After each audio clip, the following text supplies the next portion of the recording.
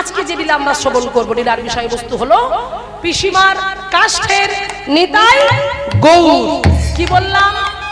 পিসিমার কাষ্ঠের নিতাই গৌর। হ্যাঁ, দেখুন, যেই তোমার মহিলা মায়েরা, দিদি ভাইরা এত সুন্দর একটা কীর্তনের জন্য এত তারা কষ্ট করেছে, তাই সংগ্রাম করেছে, তাই আমি চাইবো যেন আমার কোনো এক সময় কোনো এক মায়ের মানে মায়েদের সবার ভক্তি, তবে সব ভক্তি সমান নয়, কার মধ্যে কেমন ভক্তি সে আমিও বলতে পারবো না, আপনারাও বলতে পারবেন না। তা ভক্তির মধ্যে দিয়ে ভগবান ভক্তের কাছে পৌঁছে যায়। তাই চলুন সেই ভক্তির কথা আমরা জেনে নিই। জানতে গেলে আমরা চলে যাব সরাসরি নদিয়া কৃষ্ণনগরে। তাহলে লীলার নামটা বুঝতে পেরেছেন? লীলার নামটা যেন কি ছিল? জোরে বলুন। ওই দেখো, আমি বললাম এত জোরে, তোমরা একজন দুজন বললে কি করে হবে? জোরে জোরে বলো। পিসিমা কাষ্ঠের নিতাই গৌর। হ্যাঁ, এই আমি এতবার করে বলাচ্ছি কেন? কারণ কীর্তনটা শেষ হয়ে গেলে, এই কীর্তন যখন শেষ হয়ে যাবে না, তখন আপনারা বাড়ি চলে যাবেন, সকাল হয়ে যাবে। আর সকাল হয়ে যাবার পরে ঘাটে বাসন মাজতে মাজতে দেখবে যায় যায় গল্প করবেন, কালকে কি লীলাটার নাম হলো বলতো, বুঝতেই পারলাম না, কি গানটা করলো বোঝাই গেল না। এই যে ব্যাপারটা, এটা যেন না হয়, কি মায়ের, এই ব্যাপারটা যেন না হয়, এই জন্য বারবার করে আমি বলছি, আপনারা আমার সঙ্গে বলুন, একবার বললে মুখস্থ হয়ে যাবে, কি নাকি? হ্যাঁ, তাহলে আজকে লীলার নাম কি? হ্যাঁ, বাহ, গৌর নিতাই গৌর, পিসিমার কাষ্ঠের নিতাই গৌর। তো চলুন আজকে আমরা শুনবো নদিয়া কৃষ্ণনগরের কথা। আচ্ছা মায়েরা, কৃষ্ণনগরে, নদিয়া কৃষ্ণনগরে কেউ গিয়েছেন? নদিয়া কৃষ্ণনগর, বেশ, এদিক থেকে কেউ গিয়েছে কৃষ্ণনগরে, নদিয়া? আচ্ছা বলো তো, কৃষ্ণনগরের সব থেকে বিখ্যাত কি? হ্যাঁ, চিংড়ে ভোগ। হ্যাঁ, বাহ, মাটির পুতুল। কৃষ্ণনগরের মাটির পুতুল সব থেকে বিখ্যাত। হ্যাঁ, আচ্ছা, কৃষ্ণনগরের খাবারও খুব বিখ্যাত। কি খাবার বলুন তো? খাবার খাবার খুব বিখ্যাত, বলে দি, সর ভাজা খুব বিখ্যাত কৃষ্ণনগরের সর ভাজা। হ্যাঁ, আচ্ছা এবার বলুন তো, কৃষ্ণনগরে আরেকজন খুব বিখ্যাত কে? বাহ, একে নিয়ে চলে যাবো আজকে। ঠিক বলেছে ও। হ্যাঁ, গোপাল ভাঁড় কৃষ্ণনগরে সব থেকে বিখ্যাত, রাজা কৃষ্ণচন্দ্রের আমলে ছিল গোপাল ভাঁড়। তবে গোপাল ভাঁড়ের কথা নয়, হ্যাঁ, আজকে কৃষ্ণনগরেরই কথা হবে, তবে সেই কৃষ্ণনগরের জমিদার বাড়ির কথা। আর সেই জমিদার বাড়িতে জমিদার গিন্নির নামটা ভালো করে শুনে রাখুন মায়েরা। জমিদার গিন্নির নাম হলো চন্দ্র শশী দেবী। কি নাম বললাম? বা দুটোই চাঁদ মনে রাখলে হবে। চন্দ্র মানে চাঁদ, আর শশী মানে চাঁদ, সূর্য নয়। হ্যাঁ, শশী মানেও চাঁদ, চন্দ্র মানেও চাঁদ, এই জন্য চন্দ্র শশী দেবী। হ্যাঁ, এইবারে জমিদার বাড়িতে তার বিয়ে হয়েছে জমিদার বাবুর সঙ্গে। আনন্দে দিন কাটতে লাগলো তার স্বামীকে নিয়ে। কিন্তু মায়েরা, ভগবান তো সবাইকে সবসময় সুখ দেয় না, এককাল সুখ এককাল দুঃখ, কারণ চিরদিন কাহারও সমান নাহি যায়। আর সেই জন্য আজকে দেখো কি হলো, এইবারে সেই যে চন্দ্র শশী দেবী স্বামীকে নিয়ে আনন্দে দিন কাটতে কাটতে হঠাৎ একদিন স্বামী মারা গেলেন। স্বামী যেই মারা গেল, স্বামীর মৃত্যুতে তিনি ভেঙে পড়ল, কারণ সেই সংসারে চন্দ্র শশী দেবীর কোনো সন্তান সন্ততি ছিল না যে তার মুখ দেখে মেয়েটা ভালো থাকবে। কেউ ছিল না সংসারে, স্বামীটাও ছিল, সেও চলে গেল। তাই স্বামী শ্রাদ্ধের দিন বাড়িতে লোকজন নিমন্ত্রণ করে তিনি খাওয়ালেন। 4 জন বৈষ্ণব কোথা থেকে তার বাড়িতে এসে বললেন, গিন্নিমা, গিন্নিমা, আপনি এক কাজ করুন, আপনার স্বামীর আত্মার শান্তি কামনায় আপনি আপনার জমিদার বাড়িতে কীর্তনিয়াকে নিয়ে এসে কীর্তন করান, তাহলে আপনার স্বামীর আত্মার শান্তি পাবে। তো চন্দ্র শশী দেবী মা জমিদার বাড়ির মেয়ে, আবার জমিদার বাড়িতে বিয়ে হয়েছে, ভগবান সম্বন্ধটা কি সে জানে না। তাই বৈষ্ণব ঠাকুরদেরকে বললেন, বৈষ্ণব ঠাকুর যত টাকা পয়সা লাগে আমি দেব, আপনারা কীর্তনিয়াকে নিয়ে আসুন। এইবার 4 জন বৈষ্ণব কীর্তনিয়া নিয়ে এসেছে। এই যেমন আপনারা কীর্তন শুনছেন, আপনাদের যেমন গ্রামে কীর্তন হচ্ছে, ঠিক তেমন করে জমিদার বাড়িতেও প্যান্ডেল হয়েছে। জমিদার বাড়িতেও সুন্দর করে প্যান্ডেলটা সাজিয়েছে, মাইক জেনারেটর সব এনেছে, চারিদিকে লাইটিং সাজিয়ে সুন্দর করে পরিবেশন করেছে। এইবার দেখুন কীর্তনিয়া হরিবাসরে দাঁড়িয়েছে। এবার হরিবাসরে দাঁড়িয়ে কীর্তন পরিবেশন করবেন। আপনারা তবু তো কীর্তন শোনেন, কিন্তু চন্দ্রশশী দেবী জীবনে কোনোদিন কীর্তন শোনেননি। এই প্রথমবার তিনি কীর্তন শুনবেন বলে একেবারে কীর্তনিয়া সামনে বসেছে, কীর্তন শুনবেন। এবার কীর্তনিয়া সামনে যেই বসেছে, এবার যেহেতু গিন্নিমা বলে কথা, জমিদার গিন্নি, তাই যে কীর্তনিয়া হাত জোড় করে বলছে, মাগো আপনি কোন কীর্তনটা শুনবেন? আপনার যেটা ভালো লাগবে আমাকে বলুন, আমি গাইবো। তো এ তো চন্দ্রশশী দেবী কিছু জানেই না কীর্তন সম্বন্ধে, তাই উনি বলছেন, বাবা তোমার সবথেকে যেটা খুব ভালো পছন্দের কীর্তন মনে হয়, সবাইকে সুখ দিতে পারবে, এরকম কীর্তন তুমি গাও। তখন চন্দ্রশশী দেবীর কথা শুনে কীর্তনিয়া বললেন, তবে আমি গাইবো গৌর হরির রূপ কীর্তন, মানে মহাপ্রভুকে দেখতে কেমন সেটা নিয়ে আজকে কীর্তন করব। তাই আজকে দেখুন মায়েরা বলে কীর্তনটি হচ্ছে কোথায়? কৃষ্ণনগরে। বাহ, তাহলে কৃষ্ণনগরে কীর্তন হচ্ছে, কীর্তনিয়া কীর্তন গাইবে, সামনে বসে শুনছে কে? চন্দ্রশশী দেবী। বাহ, এইবার দেখুন কীর্তন শুরু। তাহলে মায়েরা কিছুক্ষণের জন্য আমরা চলে যাচ্ছি কোথায়? কৃষ্ণনগরে। আমরা ভাবলে হবে না যে আমরা এখানকার ভক্ত, আমরা এখন কৃষ্ণনগরে আছি। আমি কৃষ্ণনগরের কীর্তনিয়া, আপনারা কৃষ্ণনগরের ভক্ত, তাই আজকে আমরা শুনে নেব কৃষ্ণনগরের কীর্তন। তাই চলুন একটু উলুধ্বনি জয়ের ধ্বনি, তাই গৌর প্রেমানন্দে একবার হরি বল, হরি বল।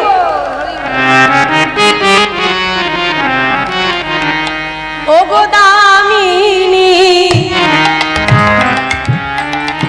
দাম, ও গো দমন রুচি দর্শনে, আহা মরি রে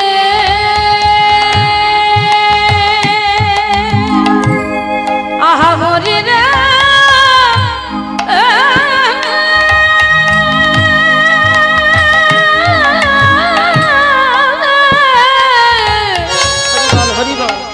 আহা মরি রে,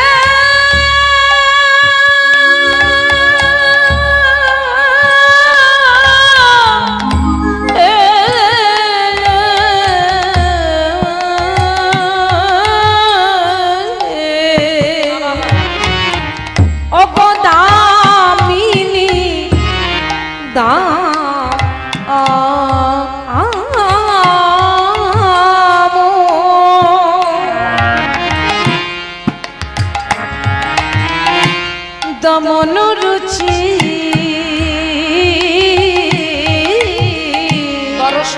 দর্শনে। কি বলছে? দামিনী দাম ও দমন রুচি দর্শনে। দামিনী কি সুন্দর কথা বলছে, দেখো।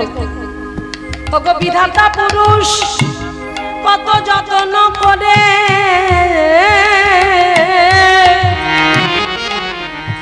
আমার দামিনী মানে কি আগে বুঝে নিন। দামিনী মানে আকাশে যে বিদ্যুৎ চমকায়, সেই বিদ্যুতের আর এক নাম হলো দামিনী।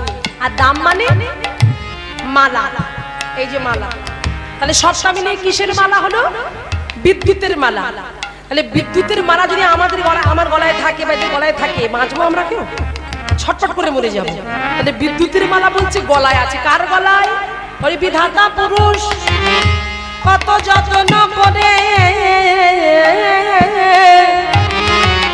আমার আকাশ থেকে বিদ্যুৎ ছেলে এলে তা দিয়ে অপূর্ব সুন্দর করে মালা রচনা করে আমার গৌর হরির গলায় পরাইয়ে দিয়েছে। তাই তো দেখে মনে হয় আমার গৌর হরির গলায় বিদ্যুতের মালা। বিদ্যুতের মালা যে নদিয়া নবদ্বীপে করে উজালা, করে উজালা। নদিয়া বাসির গেল সকলে জ্বালা, গেল সকলে জ্বালা। তাই তো আমার গৌর হরির গলায় বিদ্যুতের মালা। বিদ্যুতের মালা। গৌর হরির গলায় কিসের মালা দেখে মনে হয় যেন বিদ্যুতের মালা। সেই জন্য বলছে দামিনী দাম ও দমন রুচি, রুচি মানে শোভা, দর্শনে দর্শন করলো। কার কথা বললে এখানে? বলা হলো সেই দেবতার কথা, অহংকারী দেবতা, যে দেবতার ছবি কোনোদিন দেখা যায় না মায়েরা, যে দেবতাকে সৃষ্টি করেছেন সৃষ্টিকর্তা ব্রহ্মা, তার মনন থেকে চিন্তা থেকে সৃষ্টি হয়েছে অপূর্ব সুন্দর রূপ, অপূর্ব সুন্দর দেখতে, এত তার রূপ, তার রূপের এত অহংকার, সে নিজেকে ভাবে যে আমার মতো রূপবান এই পৃথিবীতে আর একটাও নাই। এই যে অহংকার, মাগো ভগবান সব সহ্য করে কিন্তু অহংকার সহ্য করে না। তাই কাম দেবতা মনে মনে চিন্তা করলেন, মদন দেবতা মনে মনে চিন্তা করলেন, আমি তো সব থেকে সুন্দর, আমি তো সব থেকে রূপবান, তবে কে সেই পুরুষ, সে নাকি আমার থেকেও সুন্দর দেখতে, তবে আমায় দেখতে হবে, তবে আমায় জানতে হবে।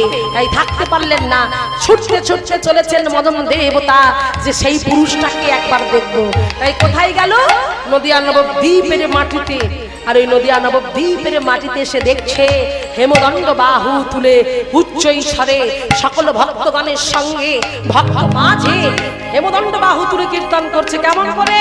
ও মাইরা বাবা, সবাই একসাথে আমার সঙ্গে বলবেন প্রত্যেকে, ভজ শ্রী কৃষ্ণ, গাহ শ্রী কৃষ্ণ, লাহ শ্রী কৃষ্ণের নাম রে অনুধ্বনি। ভজ শ্রী কৃষ্ণ, গাহ শ্রী কৃষ্ণ, লাহ শ্রী কৃষ্ণের নাম রে। ভজ শ্রী কৃষ্ণ, গাহ শ্রী কৃষ্ণ, লাহ শ্রী কৃষ্ণের নাম রে। যে জন কৃষ্ণ ভজে সে হয় আমার প্রাণ রে। যে জন কৃষ্ণ ভজে সে হয় আমার প্রাণ রে। যে জন শ্রীকৃষ্ণ ভজে সে হয় আমার প্রাণ রে। যে জন শ্রীকৃষ্ণ ভজে সে হয় আমার প্রাণ রে। জন শ্রীকৃষ্ণ ভজে সে হয় আমার প্রাণ রে। এই গো হরি দাও দাও, দাও। না না না না, আমরা এই নাম তো করব না। বলে কেন নাম করবে না? এ কি নামে কি হলো? মানে না না, আমরা শুনেছি যে যেই কি যেই কৃষ্ণ সেই জগন্নাথ, সেই গৌর হরি, যেই কৃষ্ণ সেই গৌর সেই জগন্নাথ। তাহলে তুমি কৃষ্ণ, তুমি গৌর হরি, তুমি জগন্নাথ। তাই যদি হয় তবে আমরা কেন বলবো? তাহলে কি বলবে? তাহলে আমরা বলবো ভজ গৌরাঙ্গ, কহ গৌরাঙ্গ, লহ গৌরাঙ্গের নাম রে। হাত তুলে ভজ গৌরাঙ্গ, কহ গৌরাঙ্গ, লহ গৌরাঙ্গের নাম রে। জন গৌরাঙ্গ ভজে সে হয় আমার প্রাণ রে। যে জন গৌরাঙ্গ ভজে সে হয় আমার প্রাণ রে। ভজ গৌরাঙ্গ, কহ গৌরাঙ্গ, লহ গৌরাঙ্গের নাম রে। ভজ গৌরাঙ্গ, কহ গৌরাঙ্গ, লহ গৌরাঙ্গের নাম রে। এইভাবে যেই কীর্তন করছে আমার গৌর সুন্দর, হেমদণ্ড বাহু তুলে থাকতে পারলেন না সেই কাম দেবতা। কাম দেবতা অবাক হয়ে গেলেন। আর কাম দেবতা যখনই অবাক হয়ে দেখলেন কি, আমি ভেবেছিলাম আমি সব থেকে রূপবান, আমি সব থেকে সুন্দর, কিন্তু এখন আমি ভাবলাম আমার থেকেও তুমি এত সুন্দর।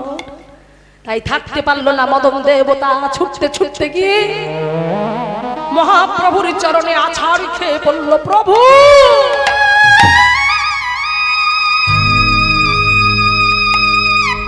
প্রভু আমি তোমায় চিনতে ভুল করেছি, প্রভু আমি তোমায় চিনতে ভুল করেছি, আমি অতি মূর্খ, আমার অহংকার হয়েছে, প্রভু ক্ষমা করে দাও, ক্ষমা করে দাও প্রভু, ক্ষমা করে দাও। থাকতে পারলো না সেই কাম দেবতা, নিজেকে সমর্পণ করলো গৌর চরণে।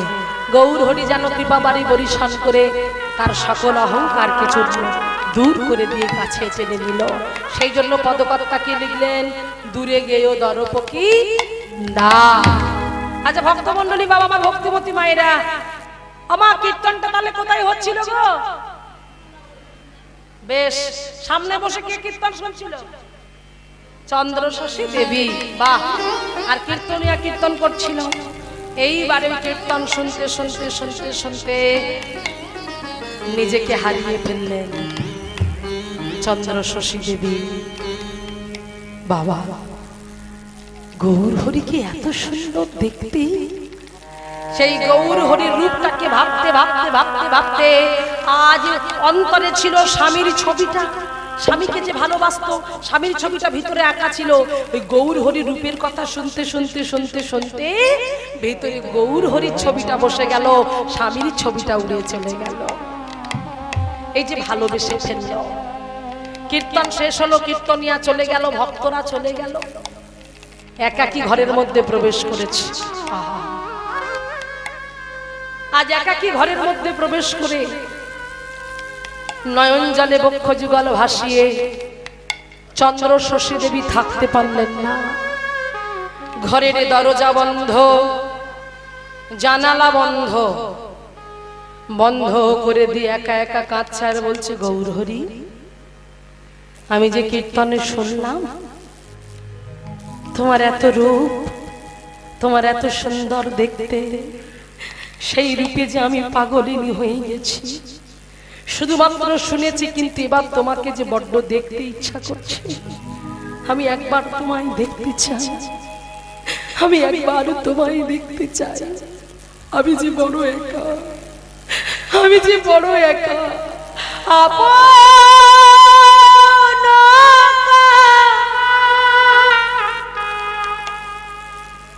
করিয়া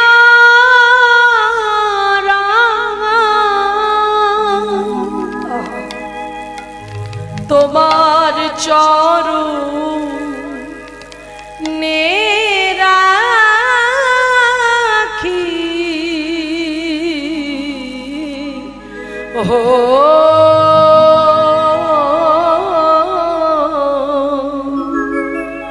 গৌরাঙ্গ তুমি মোরে দয়া না ছাড়ি, গৌরাঙ্গ তুমি মোরে দয়া না ছাড়ি। ও গোয়া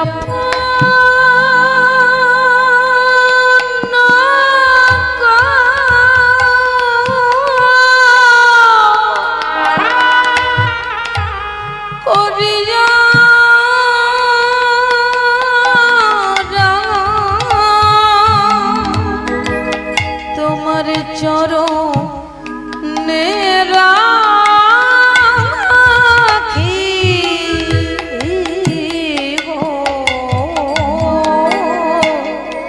গৌরাঙ্গ তুমি মোরে দয়া না ছাড়ি, গৌরাঙ্গ তুমি মোরে দয়া না ছাড়ি। তোমারও চরণ লাগি আমি সবেতে আগিল, শীতল চরণ পাইয়া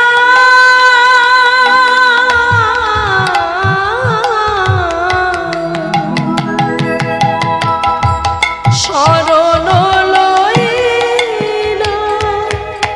তোমারও চরণ লাগি সবেতে আগিল, শীতল চরণ পাইয়া সব কি করল, শরণ লইল।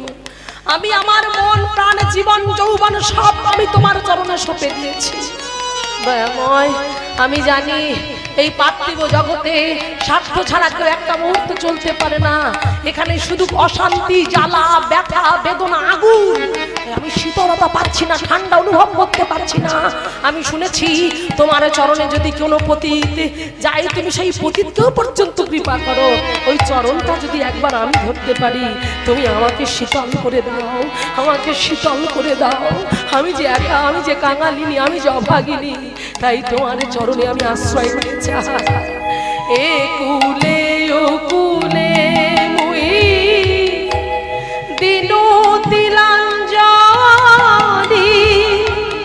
রাখি,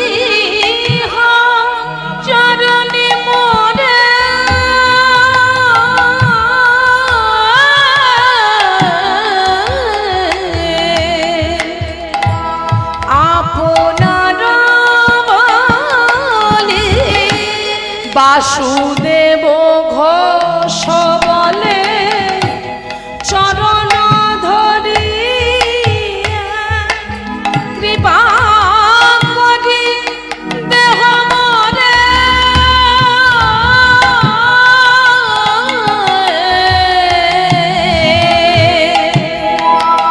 পদ ছায়া দিয়া গৌরাঙ্গ তুমি মোরে দয়া না ছাড়ি তাই গৌর প্রেম একবার হরি বল হরি বল তুমি মোরে দয়া না ছাড়ি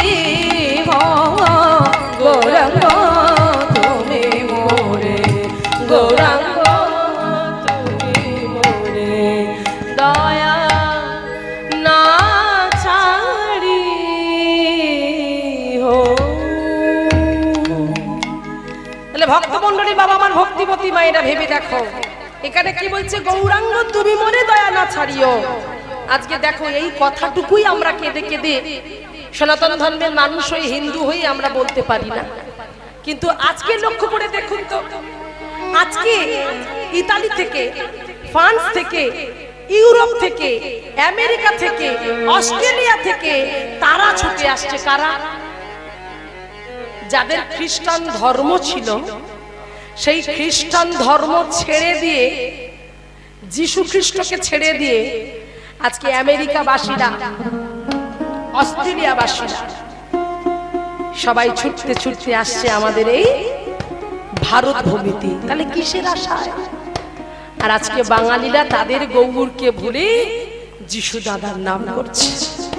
এটা যে সব থেকে কত বড় কষ্টের, কত বড়, মানে কি বলবো, বলে বোঝানো যাবে না। তাহলে চিন্তা করে দেখুন, আজকে তারা ছুটে আসছে তাদের ধর্ম ছেড়ে দিয়ে। তারা গৌর বলতে পারে না, কৃষ্ণ বলতে পারে না। ইতালি থেকে, ফ্রান্স থেকে, ইউরোপ থেকে ছুটতে ছুটতে আমাদের ইন্ডিয়ায় আসছে, দেশটা পুরো ছেড়ে দিল গৌর হরিকে ভালোবেসে। তাহলে গৌর হরি কি এমন জাদু করলো যার জন্য আমেরিকাবাসী, ইউরোপবাসী, ইতালিবাসী, ফ্রান্সবাসী সবাই ছুটতে ছুটতে আমাদের এই ইন্ডিয়ায় আসছে, ভারত ভূমিতে আসছে। আর সেই ভারত ভূমিতে এসে তারা শুধু আসছে না, তাদের সাহেবী পোশাকগুলো তারা ছেড়ে দিয়েছে। সাহেবী পোশাকগুলো ছেড়ে দিলে বাঙালি ছেলেগুলো সেই সাহেবী পোশাকগুলো ধরে নিয়েছে, প্যান্ট শার্টগুলো। আর তারা আজকে ধুতি পরছে, পাঞ্জাবি পরছে, গলবস্ত্র পরছে, মস্তকে মুন্ডান করে, শিখা ধারণ করে, কণ্ঠে তুলসীর মালা নিয়ে, হ্যাঁ, হাতে নামের মালা নিয়ে। আমায়রা মেয়েগুলো পর্যন্ত যারা ছোট ছোট টপ জিন্স পরতো, সেই টপ জিন্স পরা মেয়েগুলো তারা আজকে শাড়ি পরছে, তারা আজকে গোপী ড্রেস পরছে, হ্যাঁ, তারাও তিলক সেবা করছে। আর তিলক সেবা করে কণ্ঠে তুলসীর মালা নিয়ে, হাতে নামের মালা নিয়ে তারা কি করছে? তারা হরে কৃষ্ণ বলতে পারে না, হরি বল বলতে পারে না, তারা বলে হরে কৃষ্ণ, হরে কৃষ্ণ, হরি বল, হরি বল, গৌর হরি, গৌর হরি। কি দেখুন বলছে কিনা।